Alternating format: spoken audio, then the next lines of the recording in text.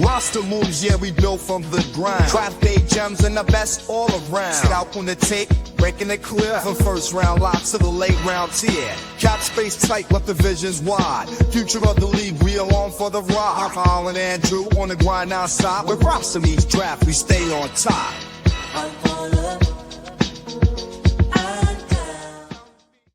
Hey, welcome back to the Draft Fellows podcast. I'm Andrew Mertig. Make sure you follow our channel on YouTube or check out the audio version on your favorite podcasting platform. Kyle is actually back this week, but we thought we would do two separate shows and kind of dueling shows in a way to discuss rookies we're looking forward to watching throughout the offseason. So mine is going to release first today. Later this week, you're going to see Kyle's. So make sure you're subscribed to check that out. These aren't all necessarily rookies I was super high on, but I think they are players that are going to have some opportunity to get their career started in a really interesting way based on their current rosters and the situations that they've fallen into. And so getting started, I wanted to first kick it off with quarterback Tyler Shuck from the New Orleans Saints. And as somebody who didn't even really scout Chuck in the lead up to the draft, I did figure out very late in the process, this is the guy that's going to go high because of that late draft hype. However, I didn't necessarily think that it was going to be second round high. With the sudden Derek Carr retirement, Shuck is probably the early favorite to be the starter in New Orleans. He's got some really good skill players, although not a lot of depth at the skill positions, but if they can get a healthy year out of Chris Olave and Rashid Shaheed, obviously Alvin Kamara continues to be the ageless wonder. They have a good group of tight ends led by Juwan Johnson. I think those are good enough skill players for a rookie quarterback to be successful. But my main question there is the O-line, which projects as pretty average. If Shuck can stay healthy, and that's a big question because really, of the 6 years he was in college, the last year was the only year he was really healthy. I think if he can do that and prove to be a quick decision maker, get rid of the ball to those playmakers quickly, he may solidify himself as a starter, not just for this season, but potentially for next season. I've talked a lot this offseason about rebuilding the New Orleans Saints. I don't know that next year necessarily looks like a very friendly environment to bring in a rookie. Now, maybe if they completely bottom out, they would be forced to do that. But Shuck has a really great opportunity throughout the preseason and through the regular season to prove that he can be an NFL starter. And I think that's all you can ask for as a non-first round quarterback pick. So Tyler Shuck, definitely somebody I have my eyes on going forward. And then I wanted to talk a little bit about somebody very under the radar for me, and that is running back Dylan Sampson with the Cleveland Browns. And the Quinshon Judkins situation is a big question mark, right? First of all, the contract and then the possible suspension. And Judkins was just assumed to kind of take over Jerome Ford or at least have a timeshare early. Sampson now steps in behind Jerome Ford as the obvious backup. And Jerome Ford is a really solid NFL running back, but I think he's vulnerable if a young player can come in and show some dynamism. And honestly, with the way the Browns are projected to be this season, this is a team that probably wants to invest in their young players more than aging veterans. And Sampson, I think this is a player that was super hard to scout coming out of Tennessee. You think of Jalen Wright last year, right? Those Tennessee running backs, because it's such a spread offense, they very rarely face anything more than 6-man boxes. And so it's make one guy beat one guy and you are off to the races. And so Sampson, another difficult projection, but he's got a chance to cement himself before Judkins even takes the field and really make an impact. So if he can show NFL level vision, this is a guy with the tools to be a really fantastic value as a 4th round pick for the Cleveland Browns. For my next selection, I actually cheated, as I often do, and selected 2. I'm going to go with the rookie wide receivers for the Tennessee Titans, and those are Alec Iomanor and Chimere Dike. And I think Calvin Ridley and Tyler Lockett provide a lot of reliability for rookie quarterback and Cam Ward. But for quarterbacks who have a lot of early success, there's usually a connection to another younger wide receiver.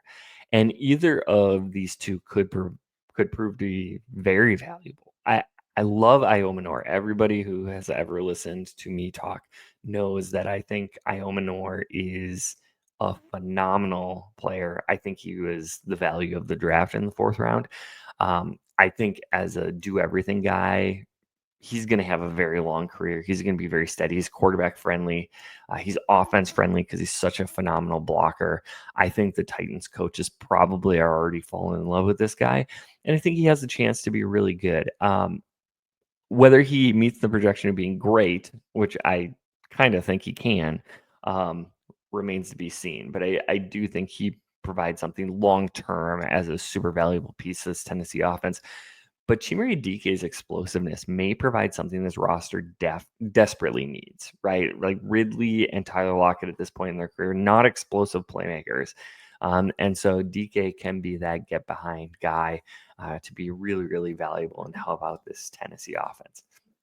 I'm also fascinated by the second of the Falcons' 1st round picks this year, edge James Pierce Jr. And I think one of the reasons why he's so fascinating is because Atlanta gave up the moon to go get him. And he seems destined early in his career to be a designated pass rusher. And while this is a little rare, we have seen rookies in designated pass rush roles make huge impact. And obviously, getting after the quarterback is the most valuable trait you can have as an edge player. We want everybody to be complete, but not everybody's going to be. And for Pierce, if he's going to be a complete player, that's probably a couple seasons down the line. So right now, be bendy, be twitchy, get after the quarterback. If he can sniff the 10 sack realm, that makes all the difference for this Falcons roster. They are so desperate for pass rush, not just in recent history, but like the medium term history as well. And it probably reduces the pressure of having given up their 1st round pick in 2026 to go get him. But in addition, if this team wants to take a step and actually challenge the Buccaneers for this division, the defense needs to take a big step forward. Obviously, they're relying a lot on Michael Penix to fix the offense, but this defense really, really needs help, and getting some juice out of their 2nd 1st round pick in James Pierce Jr. would go a long ways towards doing that. So if he can be a contributor early, I think that really, really helps out this Atlanta team. I also want to mention another Cleveland Browns rookie, and that's linebacker Carson Schlesinger. With Jeremiah Owusu-Koramoah out for the season, there's a lot of opportunity for Carson Schlesinger to step into that role. I believe he has all of the movement skills needed to be an impactful 3-down player in the NFL.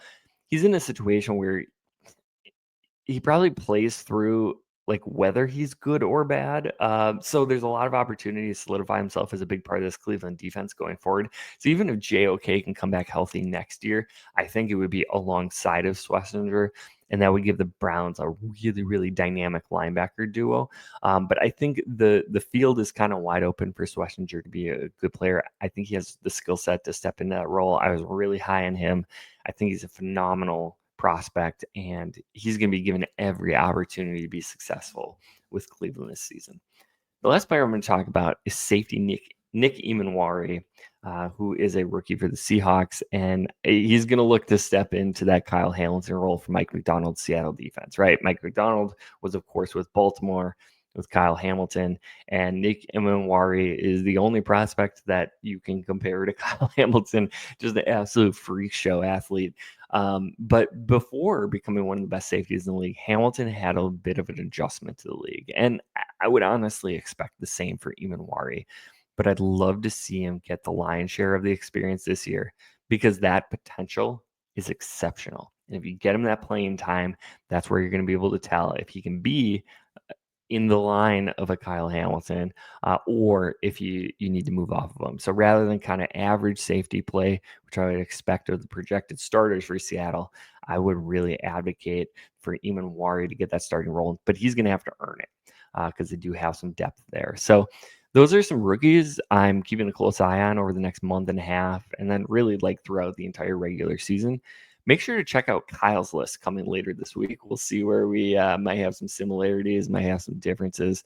And the next week, hopefully, we'll be back to talk about our lists and compare and contrast notes. And it's time, right? We got training camp kicking off for almost all of the league today. And then the rest of the league tomorrow, and we're going to have some fascinating storylines going forward. But thanks so much for joining me. Make sure you like and subscribe to the show, and we'll continue to discuss roster building and begin to preview the 2026 NFL Draft in the coming weeks. But from the draft room to the gridiron, Draft Fellas, we got you covered. Until next time, stay tuned and stay in the game. Yo, we break it down, strategy in the booth. Yeah, build a roster up, that's the ultimate truth. Mertig and fellows, we breaking the lies. Yo, draft day, also watch these players strive. Hey, discussing picks, we analyze every skill. NFL dreams, you know we got that thrill. From college to the pros, we scout them right. Tune in to Draft